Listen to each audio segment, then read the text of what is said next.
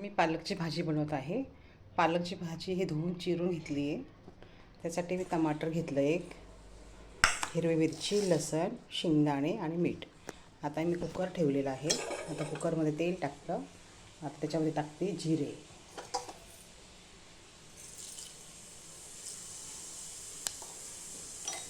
आता मी जिरे टाकले.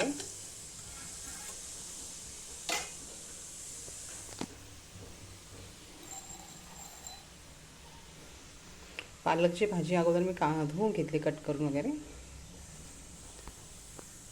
आता टाकते जो मसाला केला, मिरची, लसूण, शेंगदाणे, मीठ. आता हे तेलामध्ये फ्राय करून घेते आणि मग नंतर त्यात टमाटर टाकते. करून घेतला त्याच्यामध्ये मिरची, शेंगदाणे, मीठ, लसूण हे सगळं मिक्सरनं बारीक करून घेतलं. तेल टाकलं, तेलामध्ये जिरे टाकले, मसाला फ्राय केला, मग टमाटर टाकलं, थोडीशी हळद टाकली. तेलामध्ये चांगला त्याची थोडंसं फ्राय होत होते आणि मग टाकते पालकची भाजी कट केलेली. कुकरमध्येच लावते कारण कुकरमध्ये 2 शिट्ट्यामध्ये पालकची भाजी आपली लवकरच तयार होऊन जाईल.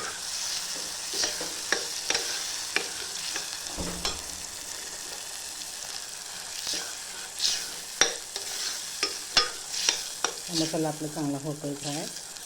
हे बघा त्याला तेल पण सुटते.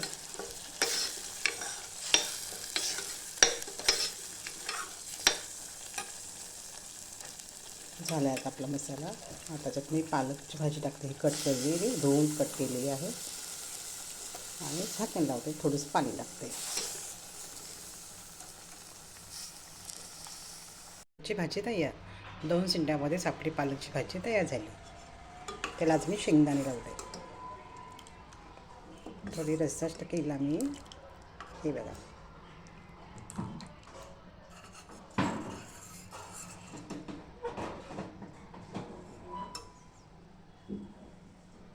झाली आपली पालकची भाजी तयार.